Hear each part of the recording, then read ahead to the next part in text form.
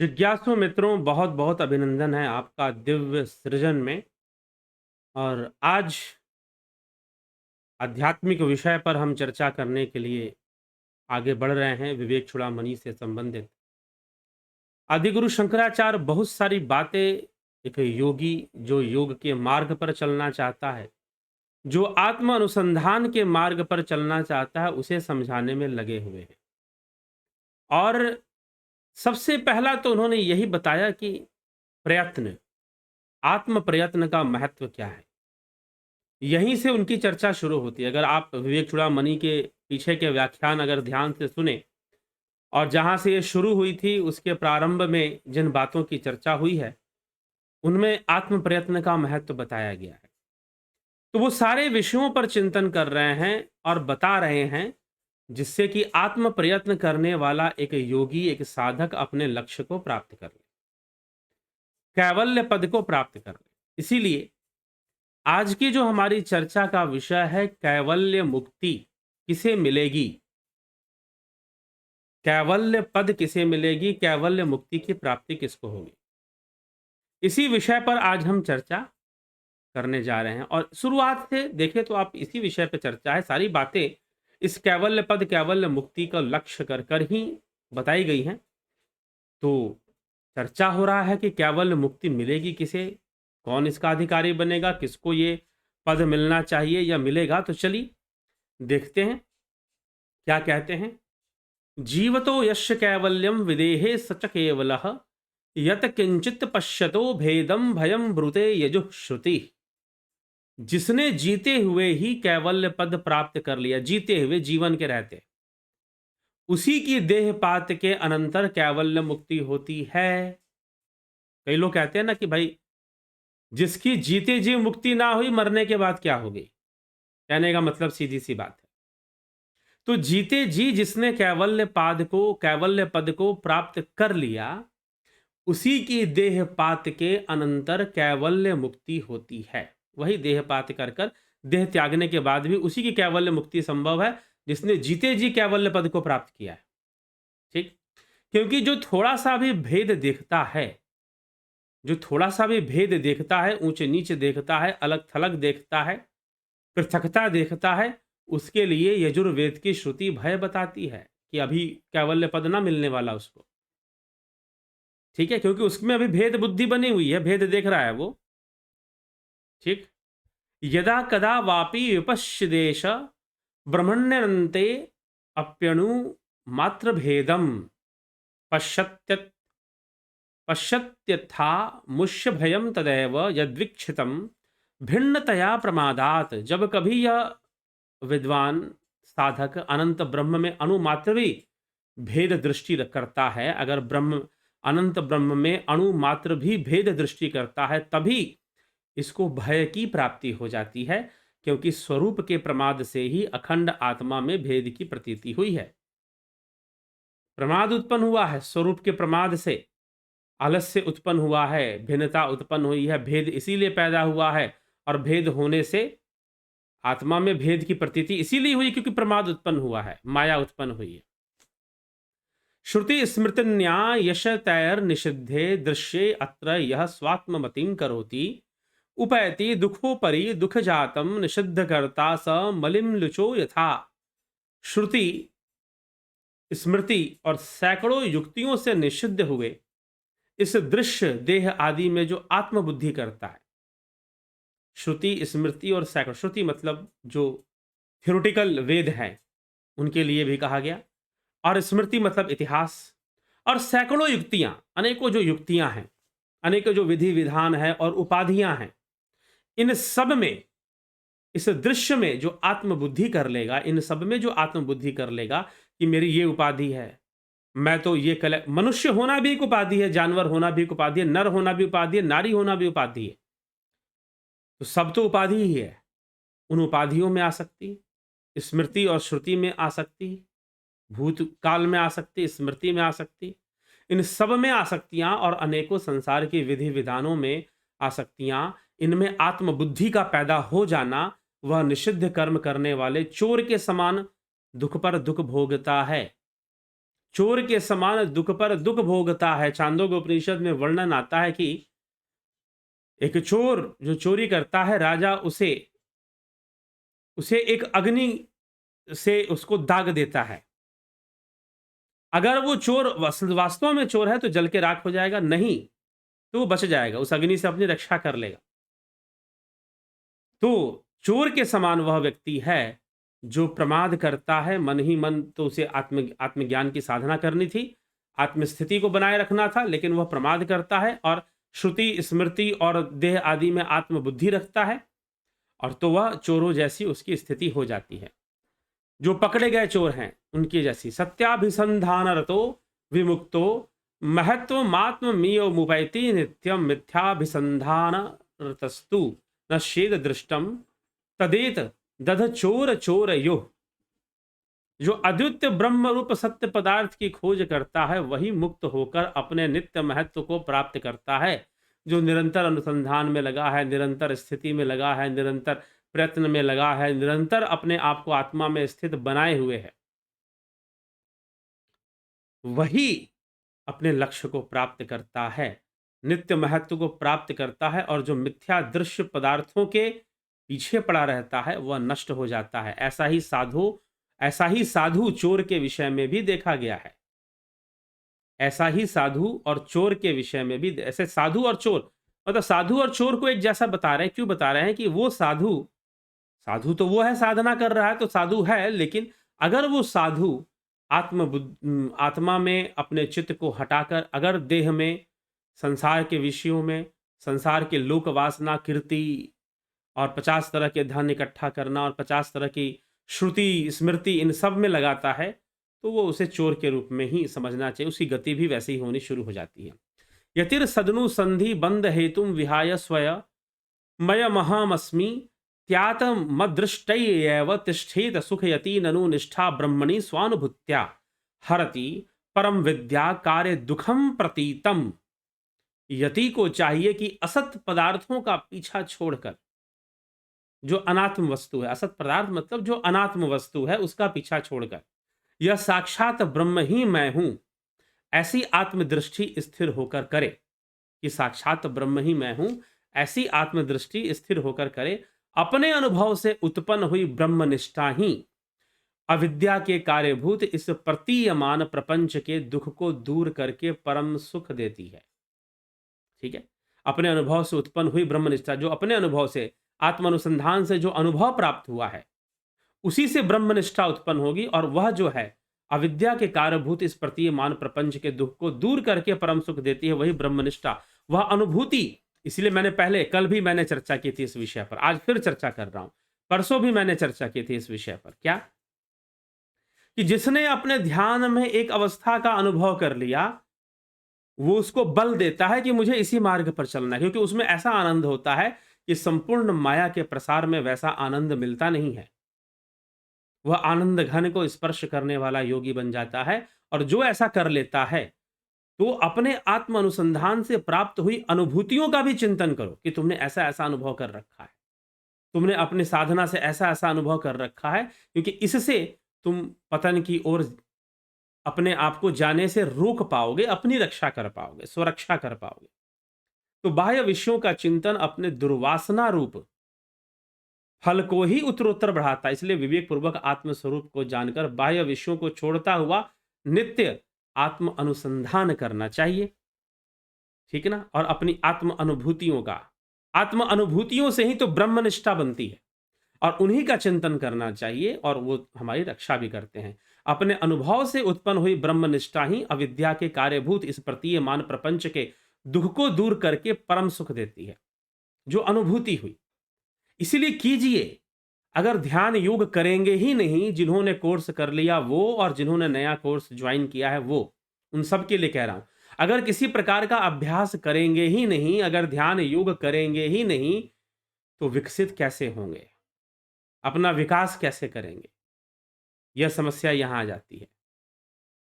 तो यह साक्षात ब्रह्म ही मैं हूं, ऐसी आत्मदृष्टि में स्थिर होकर रहें, और अपने अनुभव से उत्पन्न हुई ब्रह्मनिष्ठा ही अविद्या के कार्यभूत प्रतीयमान प्रपंच के दुख को दूर करेगी। अगर आपका पतन हो गया, देखिए, अब यहाँ पर आदि गुरु शंकराचार्य बहुत रहस्यमयी बात कह रहे हैं। अगर मान लो कि तुम्हारा पतन हो भी रहा है, प्रमाद हो भी रहा है, तो तुम्हें क्या स्मरण करना चाहिए? अपनी अनुभूतियों का स्मरण करना चाहिए, क्योंकि उसी से ब्रह्मनिष्ठा बनती है।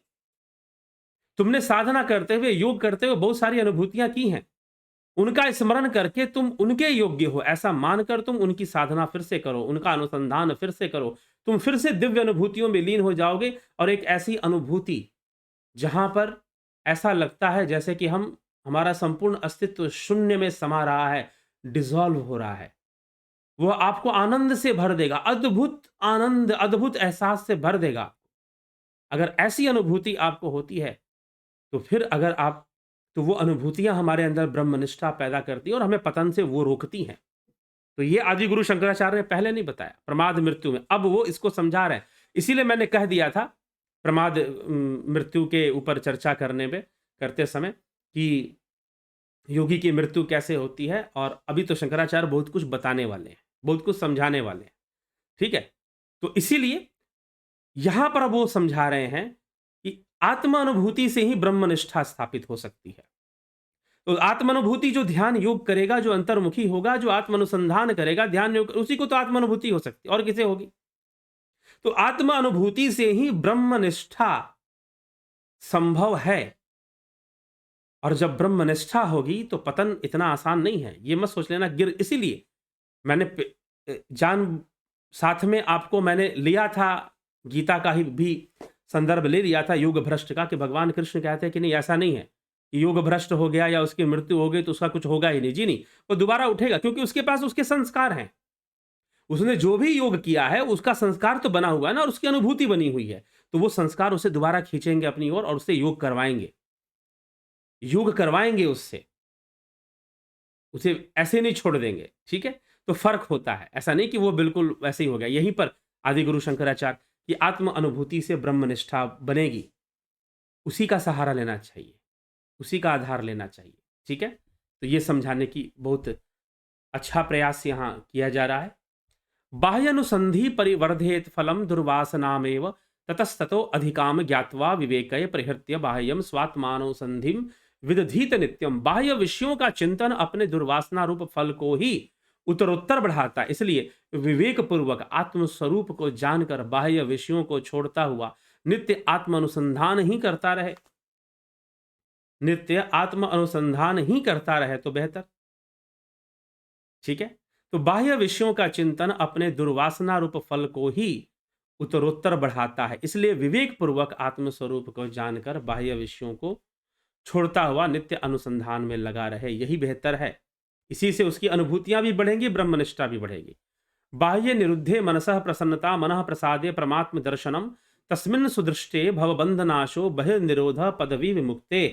अर्थात बाह्य पदार्थों का निषेध कर देने पर मन में आनंद होता है, और मन में बाह्य पदार्थों का जब निषेध होगा, पूर्णतः एक ऐसी अवस्था बन जाएगी जहां कोई वासना रहेगी नहीं, कोई माया रहेगी नहीं, तो वहां पर जो आनंद उत्पन्न होगा, आनंद का उद्रेक होने पर परमात्मा का साक्षात्कार, अर्थात तुम उस शून्य का साक्षात्कार कर लेते हो, उस भावहीनता का साक्षात्कार कर लेते हो, क्योंकि वासना त्रय का क्षय ही तो मुक्ति है। वहां पर ब्रह्म का साक्षात्कार एक तरह से होता है, परमात्मा का साक्षात्कार होता है, क्योंकि वहां सारी भावनाएं लीन हो जाती हैं, कोई भाव नहीं रहता। और जो विषय वस्तु भाव उत्पन्न करे वह परमात्मा नहीं हो सकता। ठीक है? तो इस तरह से उसका साक्षात्कार होता है, और उसका सम्यक साक्षात्कार होने पर संसार बंधन का नाश होता है। इसलिए कह दिया गया, जब उसका साक्षात्कार होगा सारे बंधन नष्ट हो जाएंगे। लेकिन यहां पर ऐसी बहुत सारी संस्थाएं हैं जो दावा करती हैं कि वो भगवान दिखा देती हैं और लोगों को भगवान दिख जाता है, लेकिन उन भगवान देखने वालों का संसार बंधन नष्ट नहीं हो पाता है। तो यहीं से प्रमाणित हो जाता है कि अभी हो सकता है कि आपने भगवान देख लिया, लेकिन ब्रह्म दर्शन आपको नहीं हुए, परमात्मा आपको नहीं दिखा। यद्यपि भगवान तो कुछ अलग विषय है, तो इसीलिए उसका भी दर्शन नहीं माना जा सकता। लेकिन अगर आप कहते हो कि हमने परमात्मा का दर्शन कर लिया और फिर भी संसार बंधन का नाश नहीं हो रहा, इसका मतलब परमात्मा का दर्शन नहीं हुआ है, और आपको परमात्मा के दर्शन की ओर आगे बढ़ना चाहिए। परमात्मा का साक्षात्कार, साक्षात्कार मतलब उसका प्रत्यक्षीकरण, ध्यान योग में ऐसी अवस्था बन जाती है जहां पर शून्य में लीन होने लग जाते हैं, और वही अवस्था है जहां परमात्मा का साक्षात्कार होता है। वह भावातीत सत्ता का साक्षात्कार होता है, उस परम शक्ति का साक्षात्कार होता है जो भावातीत है, भावनाओं से भी परे है, प्रमाद से भी परे है। उसके पहले कुछ भी दर्शन हो रहा है, कुछ भी दिखाई दे रहा है, वह तो अभिव्यक्ति है। तो कहने के लिए तो बहुत सारे गुरुजी लोग कह देंगे कि परमात्मा का साक्षात्कार करवा देंगे, लेकिन जब उसका साक्षात्कार वास्तव में हो जाएगा, तो अभी वास्तव में जो होना चाहिए वो हुआ नहीं है। जब साक्षात्कार हो जाएगा, तो संसार बंधन का नाश हो जाएगा। ठीक है? तो यह यहां पर स्पष्ट किया गया। कह पंडितः संसदस्य द्विवेकी श्रुति प्रमाण परमार्थदर्शी जान नहीं कुर्याद सतो अवलंबम स्वपात हेतो शिशुवन मुमुक्ष सत असत वस्तु का विवेकी, श्रुति प्रमाण का जानने वाला, परमार्थ तत्व का ज्ञाता, ऐसा कौन बुद्धिमान होगा जो मुक्ति की इच्छा रखकर भी जानबूझकर बालक के समान अपने ही पतन के हेतु असत पदार्थों को ग्रहण करेगा? तो ऐसा कोई नहीं होगा। वह तो जो विवेकी है, वह तो आत्म अनुसंधान में, क्योंकि यहां पर दो बातें यहां पर हो, ऐसा क्यों लिखा जा रहा है, ऐसा क्यों कहा जा रहा है कि ऐसा कौन होगा जो जानबूझकर भी बालक के समान अपने पतन के हेतु के असत्य पदार्थों का ग्रहण करेगा? ऐसा कोई नहीं होगा। कहने का मतलब उनका ये है, ऐसा कोई नहीं हो सकता, क्योंकि यहां पर उन्होंने लिख दिया कि भाई ब्रह्मनिष्ठा तो स्थापित हो जाएगी अनुभूति से ही, तो पतन होने का भी पूरी संभावना नहीं है, क्योंकि ब्रह्मनिष्ठा तो स्थापित है। और अगर यदि वो असत वस्तु के चिंतन में गया भी, तो वो ब्रह्मनिष्ठा उसकी रक्षा करेगी, ब्रह्मनिष्ठा जो है उसकी रक्षा करेगी। लेकिन फिर भी वो कहते हैं कि अरे भाई, ऐसा कौन होगा जो आत्मा का अनुसंधान में लगा हो और फिर वो असत वस्तुओं का चिंतन क्यों करेगा? ठीक है, जानबूझकर क्यों करेगा? हाँ, माया उसे कुछ ऐसा कर दे, कोई ऐसी घड़ी आ जाए जहां पर वो कर ले, लेकिन साथ ही साथ एक ब्रह्मनिष्ठा बनी हुई है। तो ये ब्रह्मनिष्ठा जो है बहुत बड़ी रक्षा करने वाली है। ठीक है, ब्रह्मनिष्ठा जो है ये बहुत बड़ी हमारी रक्षा करने वाली है। और ये कैसे आती है? ध्यान युग करते हुए जो आध्यात्मिक अनुभूतियां आपको होती हैं, उसी से ब्रह्मनिष्ठा स्थापित होती है। तो करना तो पड़ेगा ना। तो ये चीज है, तो इसीलिए वो ऐसा यहां पर लिख रहे हैं। तो आगे बढ़िए। देहादि संसक्ति मतो न मुक्ति मुक्तिर्मुक्तस्य देहादभिमत्य भाव सुप्तस्य नो जागरणम न जागृत स्वप्न अस्तयोर भिन्न गुणाश्रयत्वात्। अर्थात अब क्या यहां पर समझा रहे हैं? जिसके देह आदि अनात्म वस्तुओं में आसक्ति है, देह आदि अनात्म वस्तुओं में, जो अनात्म वस्तु है, असत वस्तु है, उसमें आसक्ति है, उसकी मुक्ति नहीं हो सकती। और जो मुक्त हो गया, मान लीजिए ब्रह्मनिष्ठा भी है और वो भी है, लेकिन कहीं ना कहीं माया का भी एक खिंचाव पड़ा हुआ है। माया जो होती है ना, पीछे से समुद्र मंथन होता ना, तो देवता एक तरफ से खींचते थे और एक तरफ से जो है असुर खींचते थे वासुकी नाग को, और समुद्र मंथन चलता था। तो वैसे ही योगी के जीवन में एक मंथन चलता है, एक संघर्ष चलता है। एक तरफ माया एक समय के लिए खींचती है, और जो आत्म अनुभूति से जो ब्रह्मनिष्ठा बनी है उसका भी जोर होता है, वो भी खींचती है अपनी ओर। ठीक है, लेकिन अब आदि गुरु शंकराचार्य यहां पर एक संकेत कर रहे हैं कि चलो मान लो कि किसी योगी ने, किसी साधक ने, वो थोड़ा सा उसका प्रमाद में चिंतन गया, माया में चिंतन गया, ब्रह्मनिष्ठा बनी हुई है, रक्षा तो होगी, लेकिन वहां एक टेंशन क्रिएट होगा, वहां एक तनाव क्रिएट होगा, और वो तनाव उसकी मुक्ति नहीं होने देगा। चलो ठीक है, अगर वो बहुत पतन की ओर ना भी जाए तो उसकी मुक्ति रुक जाएगी, मुक्ति तो उसे नहीं मिलने वाली, क्योंकि एक तरफ से माया ने खींच के रखा हुआ है। तो जिसकी देह आदि अनात्म वस्तुओं में आसक्ति है, उसकी मुक्ति नहीं हो सकती। और जो मुक्त हो गया, उसका देह आदि में अभिमान नहीं हो सकता।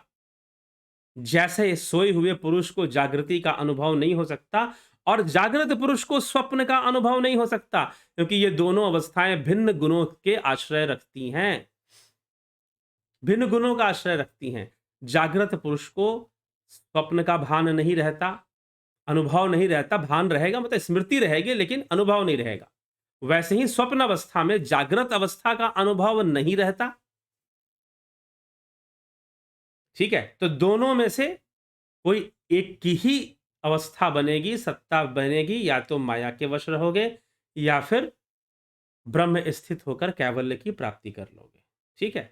तो इसीलिए उस साधक को यहाँ पर वो ये कहना चाहते हैं, जो साधक इस अवस्था में पड़ा हुआ है कि एक तरफ उसकी ब्रह्मनिष्ठा भी है, आत्म अनुभूतियों के कारण ब्रह्मनिष्ठा भी है, उसका भी एक खिंचाव है और दूसरी तरफ माया का भी खिंचाव है, तो यहां समझो कि तुम माया के ही वश हो। नहीं तो तुम ब्रह्मनिष्ठा तो तुम्हें मुक्ति दिलाएगी ना, मुक्ति की ओर ले जाएगी, मोक्ष की ओर ले जाओगे। अगर दोनों के बीच में टेंशन है कि तुम्हारी ब्रह्मनिष्ठा भी बनी हुई है और माया भी खींचे, चलो ठीक है, तुम पूर्णतः पतन तो प्राप्त नहीं किए हो, लेकिन तुम्हारी मुक्ति भी संभव नहीं है। और यहां पर तुम यही मानकर चलो कि तुम माया के वश में ही हो, ब्रह्मनिष्ठा होते हुए भी तुम माया के वश में ही हो, तुम ऐसा ही मान के चलो, क्योंकि दोनों नहीं रह सकते। अगर स्वप्न है तो जागृत नहीं है, जागृत है तो स्वप्न नहीं है। वैसे ही या तो तुम माया में हो या तो तुम कैवल्य में हो, मुक्ति में हो, मुक्त हो चुके हो, दो ही स्थिति बन सकती है।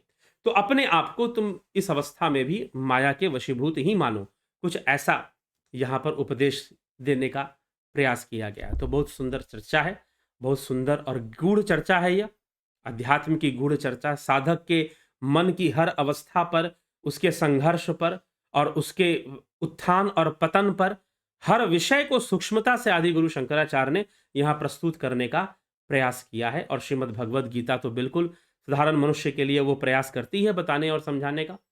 तो चलिए जिज्ञासुओं, इसी के साथ हम यहाँ पर विराम देंगे आज की इस चर्चा को।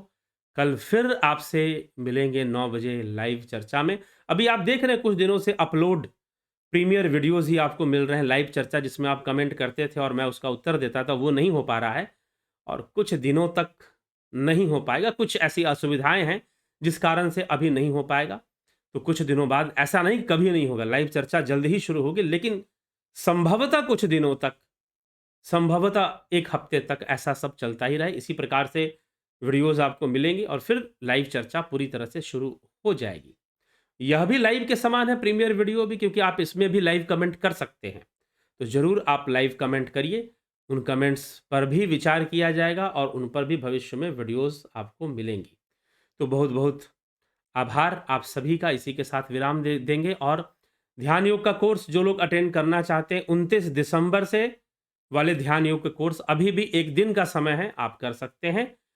और फिर नेचुरोपैथी कोर्स की ज्वाइनिंग भी शुरू होगी, उसके ऊपर भी एक व्याख्यान आपको हम देंगे कि नेचुरोपैथी क्या चीज़ होती है, इसका क्या महत्व होता है, उसको भी समझने का प्रयास हम करेंगे और समझकर उसका लाभ उठाएंगे साधकों के लिए, योगियों के लिए, और जो स्वस्थ जीवन जीना चाहते हैं। और आज के समय में इतनी अंग्रेजी दवाइयाँ, इतनी सारी बीमारियाँ और इतना कुछ जो चल रहा है, उसमें समझिए कि प्राकृतिक चिकित्सा, योग की क्रियाएं, आयुर्वेद की बहुत सारी क्रियाएं जिसमें जो कि प्राकृतिक चिकित्सा में सम्मिलित की जाती हैं, वह वरदान के समय है।